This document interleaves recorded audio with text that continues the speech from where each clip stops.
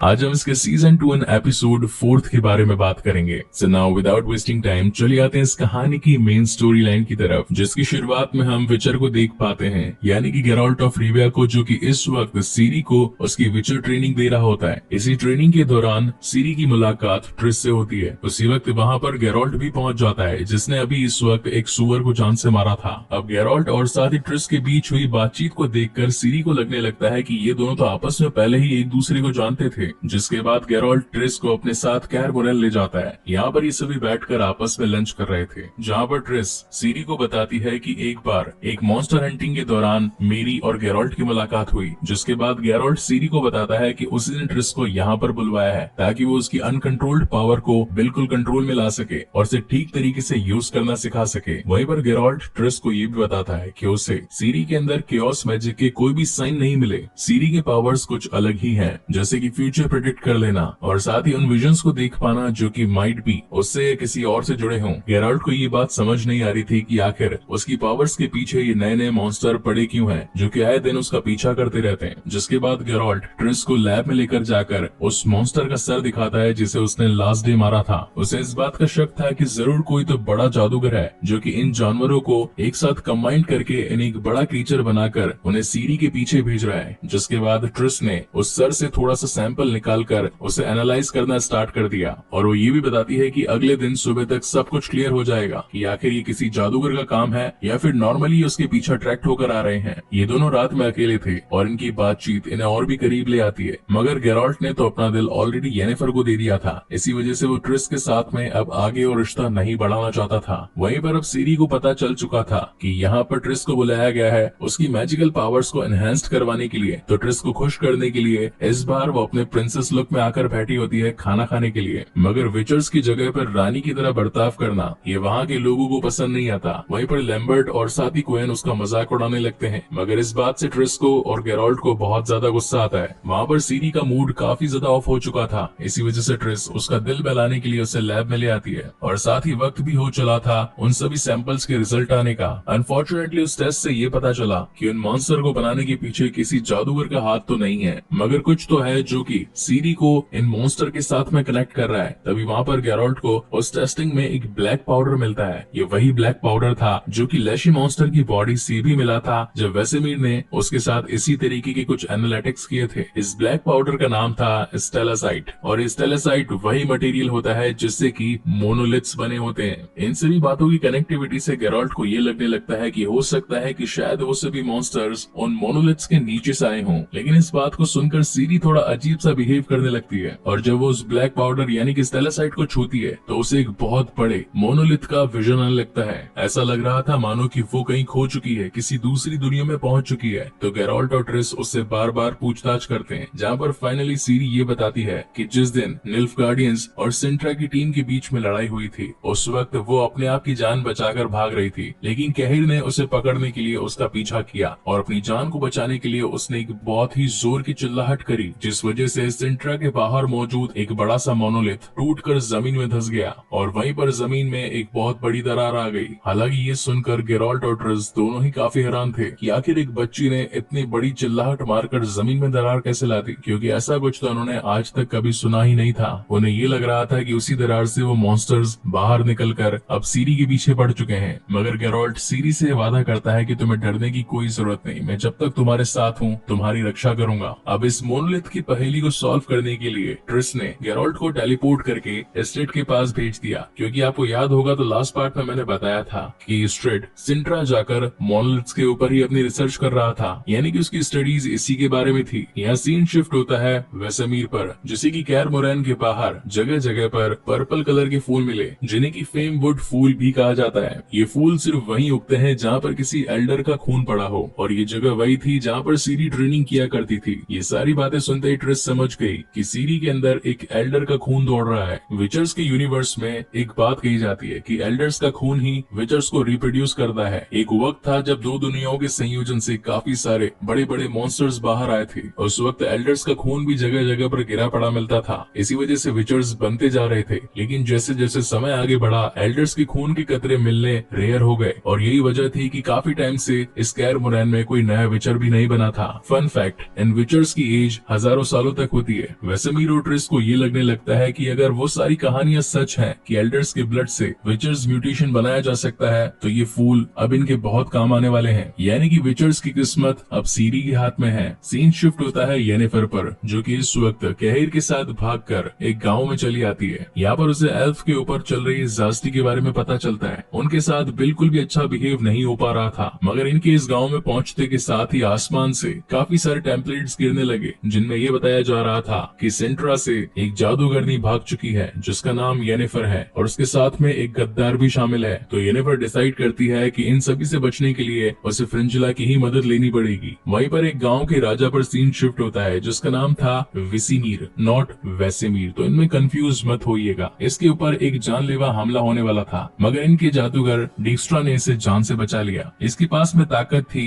होने वाले हादसों को पहले से ही प्रेडिक्ट कर लेने की। वहीं पर हमें एक उल्लू भी दिखाया जाता है जिस पर आपको थोड़ा सा ध्यान देना है, ये कहानी में आगे चलकर काम आएगा। डिक्स्टार यहाँ पर वेसेमीर को ये बताता है कि निल्फगार्ड जब तक सिंट्रा पर हमला करे, हमें ही उस पर हमला करके कब्जा कर लेना चाहिए। मगर सिंट्रा पर हमला करने से पहले इन्हें एक डबल एजेंट को सिंट्रा में भेजना पड़ेगा ताकि वहाँ की सारी छिपी इन्फॉर्मेशन इनके पास तक आ सके। और रात को इसी प्लानिंग के लिए डिक्स्ट्रा उस उल्लू के साथ बातचीत कर रहा था, और फाइनली काफी बातचीत के बाद में ये दोनों डिसाइड करते हैं कि एक एल्फ को अपना डबल एजेंट बनाकर सिंट्रा में भेज देंगे। और यहाँ में पता चलता है कि वो एल्फ और कोई नहीं बल्कि सीजन 1 वाला डारा है। यहाँ येनिफर और साथी कहर सिंट्रा तक पहुँचने के लिए नीचे सीवर्स का रास्ता चुनते हैं, जहाँ उनकी मुलाकात दो एल्फ लड़कों से होती है। उनमें से एक शख्स इन दोनों को बताता है कि अगर तुम्हें सिंट्रा जाना है तो सैंड पाइपर नाम का बंदा तुम दोनों की हेल्प कर सकता है, क्योंकि सैंड पाइपर ने आज से पहले कई बार लोगों को सिंट्रा में एंट्री दिलवाई है। अब ये चारों एक साथ मिलकर उस सीवर से बाहर निकलने की कोशिश करते हैं, लेकिन तभी वहाँ पर एक मॉन्स्टर पहुंच जाता है जो कि उन दोनों में से एक एल्फ को जान से मार डालता है। इस वजह से बड़े एल्फ को काफी ज्यादा दुख होता है, और अब इन दोनों के पास में उस बूढ़े एल्फ का पीछा करने के अलावा और कोई रास्ता नहीं था। जिसके बाद ये उन्हें अपने ग्रुप में लेकर जाता है, और ये वही ग्रुप था जिसे कि आज रात सैंड पाइपर सिंट्रा में एंट्री दिलवाने वाला था। यहीं पर कहर को वो बात भी पता चलती है कि द फाइट ऑफ स्वार्डन हिल में येनिफर ने उस केओस मैजिक को यूज कर लेने के बाद में अपनी सारी पावर्स खो दी है।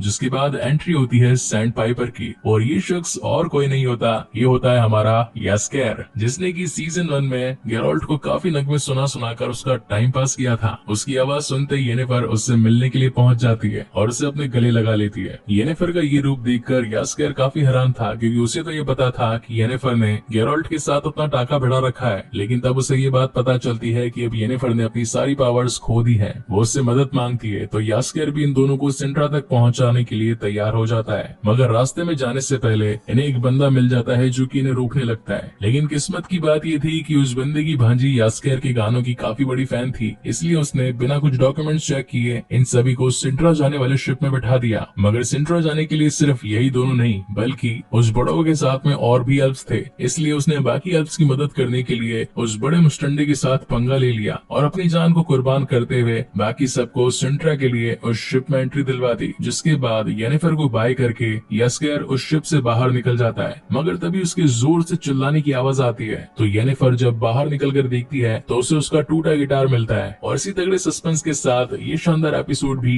यहीं पर खत्म हो जाता है। आज हम इसके सीजन 2 एपिसोड 5 के बारे में बात करेंगे। So now without wasting time चलिए आते हैं इस कहानी की मेन स्टोरी लाइन की तरफ, जिसकी शुरुआत में हम इस कहानी के दो नए कैरेक्टर से इंट्रोड्यूस होते हैं, जिनमें पहले नंबर पे था रेन्स, जिसे की फॉरबिडन फायर का यूज करते हुए सालों पहले कलांते के द्वारा इस काल कोठरी में बंद कर दिया गया था, और तब से वो यहीं पर सड़ रहा था। जिसके बाद आती है दूसरी कैरेक्टर, इसका नाम था लीडिया, और ये एक मेज थी। और जैसा कि मैंने आपको पहले भी बताया था कि मेजस के पास में जादू करने की ताकतें होती है, हालांकि सूर्स के पास में इनसे ज्यादा होती है, लेकिन मेजस भी कुछ कम नहीं होते। ये दोनों हालांकि मेजस ही थे। यहाँ पर लीडिया रेन्स को ये बताती है कि कलांती की डेथ हो चुकी है और मेरा बॉस चाहता है कि अब तुम मेरे साथ काम करो। रेन्स को काम बड़ा ही सिंपल मिला था, जिसमें था सीरी को पकड़कर लीडिया के हवाले करना, मगर रेन्स को निल्फगार्डियंस की मदद करने में कोई भी इंटरेस्ट नहीं था। और यहाँ पर लीडिया का बॉस कौन है? मोस्ट प्रोबेबली जिसके ऊपर घड़ी की सुई आकर अटकती है वो है विल्कोफोर्ट। मैं जानता हूँ कि ये नाम सुनकर आप लोगों के मन में आ रहा होगा कि वो तो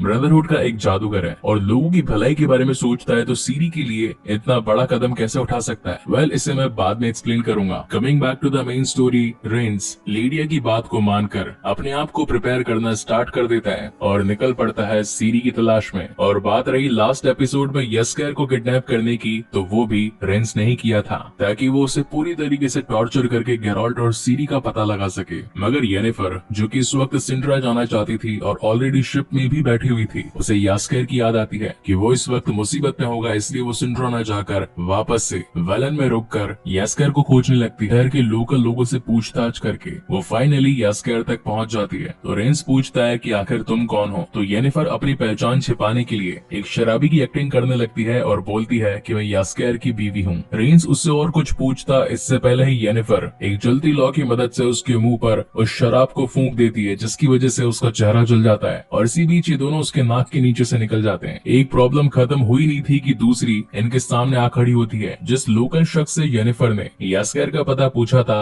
उसने जाकर सैनिकों को बता दिया और राज्य के सैनिकों ने येनिफर को बंदी बना लिया। वो अपने आप को छुड़वाने की काफी कोशिश करती है, मगर सारी कोशिशें नाकाम थी क्योंकि उसके पास में इस वक्त उसका केओस मैजिक नहीं था। वो पूरी तरीके से एक आम इंसान बन चुकी थी, मगर इसके बावजूद भी जंगल में रहने वाली जादूगरनी से वो इस वक्त भी कांटेक्ट में थी। येनिफर को उससे मिलने के लिए जो मंत्र याद था, उसकी मदद से वो मदर ऑफ फॉरेस्ट को याद करती है और सीधा उसी जंगल वाली झोपड़ी में पहुंच जाती है। वो आकर उससे मदद की गुहार लगाती है और कहती है कि मुझे मेरा मैजिक वापस चाहिए। तो वो विच कहती है कि तुम्हें अगर अपना जादू वापस चाहिए तो तुम्हें उसके लिए काम करना पड़ेगा, जिसमें था सीरी को लेकर सिंट्रा के दरवाजे पर छोड़ाना। हालांकि ये पहली बार था जब येनिफर ने सिंट्रा की अपकमिंग राजकुमारी सीरी को देखा था। इनकी डील में बस इतना शामिल था कि कैसे भी करके सीरी को सिंट्रा पहुंचा दो और तुम्हें तुम्हारा मैजिक मिल जाएगा। वेल, येनिफर तो यहाँ से गायब हो चुकी थी, मगर वहाँ के सैनिकों ने अभी यास्कर को पकड़ लिया था। यहाँ पर सीन शिफ्ट होता है फ्रिंजिला और फ्रांसिस्का पर, जो कि अब काफी अच्छी फ्रेंड्स बन चुकी होती हैं। मगर उसी दिन वहाँ पर केहिर पहुंच जाता है, जो कि इन एल्फ्स के साथ उस शिप में बैठकर वेलन से सिंट्रा आया था।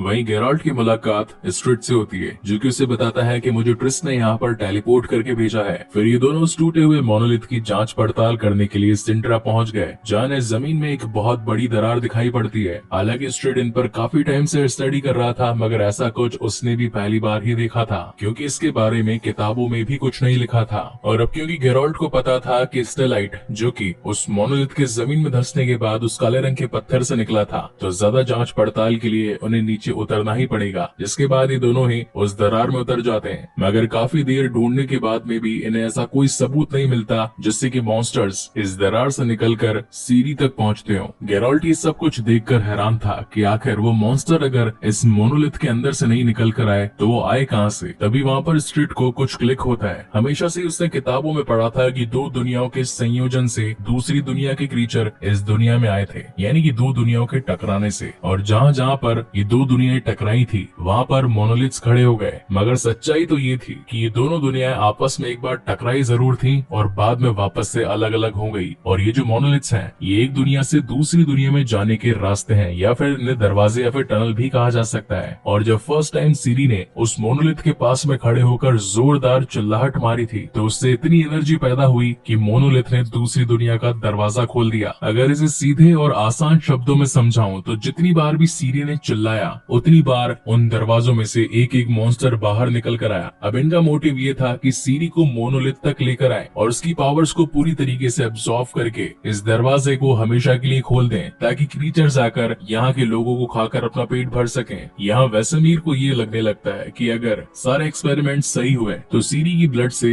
विचर म्यूटेशन बनाया जा सकता है। विचर्स को बनाने का प्रोसेस काफी इजी था। इसके अंदर किसी भी बच्चे को जिसके अंदर तेज दिल, दिमाग और तगड़ा हौसला होता है, उसे इस म्यूटेशन से इन्फेक्ट कर दिया जाता है, जिसके बाद में उसके पास में विचर्स जैसी एबिलिटीज आ जाती है। तो यहाँ पर सीरी का ये कहना था वेसेमीर को कि अगर मेरे खून से विचर्स म्यूटेशन बनाया जा सकता है तो उसका टेस्ट सबसे पहले मुझी पर होगा, क्योंकि मैं बनना चाहती हूँ एक विचर की तरह। वेल, पहले तो वेसेमीर ऐसा करने से मना करता है क्योंकि वो एक लड़की थी और हमेशा से ही विचर्स आदमियों को बनाया जाता था, मगर इस बार वो ऐसा करने के लिए तैयार हो जाता है। एक्चुअली ऐसा करने के पीछे सीरी का रीजन था कि वो अपने आप की एक नई पहचान बनाना चाहती थी, क्योंकि उसे अभी तक ये नहीं पता था कि उसका अस्तित्व ही क्या है। उसके पास कुछ पावर्स हैं, मगर वो पावर्स उसके पास क्यों हैं और आखिर क्यों मॉन्स्टर्स उसकी जान के पीछे पड़े हैं। इसीलिए वो इस म्यूटेशन का इस्तेमाल सबसे पहले अपने आप के ऊपर करवाना चाहती थी। मगर इन सब बातों से सीरी काफी परेशान भी थी, इसलिए उसके दुख को दूर करने के लिए ट्रिस ने कहा कि मैं तुम्हारी पुरानी यादों में जाऊंगी और ये खोजने की कोशिश करूंगी कि आखिर ये पावर्स तुम्हारे पास क्यों हैं, इनका रीजन क्या है। और तभी वो उसकी माइंड थेरेपी लेना स्टार्ट करती है, जिसकी मदद से सीरी अपने पास्ट में जा पाती है। मगर यहाँ पर सबसे ट्विस्ट वाली बात ये थी कि सीरी जब अपनी यादों को देख रही थी तो उनमें मौजूद इंसान भी सीरी को वहाँ पर देख पा रहे थे।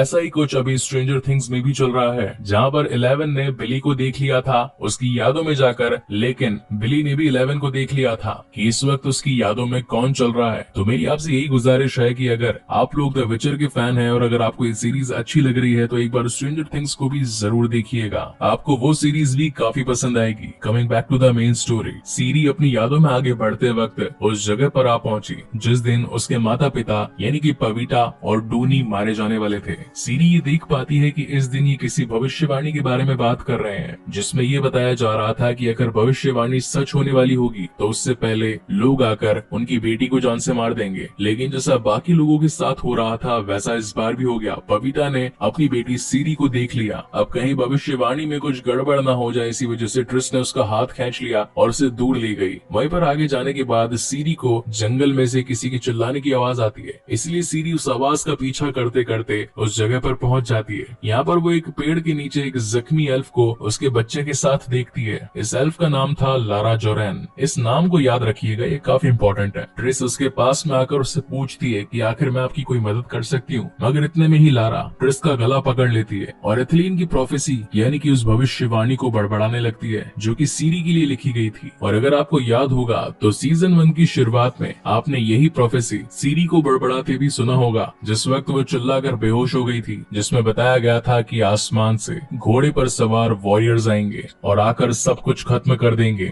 इस वक्त सीरी को काफी एंजाइटी आ चुकी थी, इसी वजह से वो जोर से चिल्लाती है और तभी कैर मोरेन में जो मेडालियन वाला ट्री था वो वाइब्रेट करने लगता है। वो आवाज इतनी तेज थी कि वो उस पेड़ को चीरते हुए गेरोल्ट तक जा पहुंची और इतने में ही ये दोनों अपनी यादों से वापस बाहर आ जाती है, जहाँ पर ट्रिस सीरी से डरने लगती है। तो सीरी पूछती है कि आखिर हुआ क्या मैंने आपके साथ कुछ गलत किया? मगर ट्रिस उस वक्त कुछ भी बताने की हालत में नहीं थी, क्योंकि उसने अपने विजन्स में देखा था कि सीरी आगे जाकर इस पूरी दुनिया में तबाही लाने वाली है। वहीं उस सेंट्रा की दीवार में उन स्टेलेसाइट्स के टुकड़े आपस में जुड़कर एक बड़े से मॉन्स्टर में बदल गए। हालांकि वो गेराल्ट और स्ट्रिट को कोई नुकसान नहीं पहुंचाता, लेकिन तेज गति में वहां से उड़कर भाग जाता है। ये सब देखते ही गेराल्ट समझ चुका था कि वो जरूर सीरी के पास जाएगा, इसलिए वो स्ट्रिट को कहता है कि फटाफट से एक पोर्टल बनाओ और मुझे कैर मोरेन पहुंचाओ। यहाँ वेसेमीर म्यूटेशन की पूरी तैयारी कर चुका था और अब सीरी को इंजेक्ट करने ही वाला था कि तभी वहाँ पर गेराल्ट पहुंच जाता है और वेसेमीर को ऐसा करने से मना कर देता है, क्योंकि गेराल्ट को पता था कि ये पूरी प्रोसेस कितनी ज्यादा दर्दनाक होती है। वो ये बात जानता था कि अगर सीरी यहाँ पर रुकी तो वो अगेन म्यूटेशन के लिए तैयार हो जाएगी, इसलिए वो सीरी को यहाँ से लेकर जाने लगता है। यहाँ स्ट्रेट सीरी के बारे में और पता लगाना चाहता था, इसलिए वो पुरानी किताबों में उसके फैमिली ट्री को खोजने लगता है, लेकिन ये पूरा फैमिली ट्री आकर क्वीन फियोना पर खत्म हो रहा था, जबकि फियोना नाम की क्वीन तो सिंट्रा में कभी थी ही नहीं। और इसी तगड़े सस्पेंस के साथ ये शानदार एपिसोड यहीं पर खत्म होता है।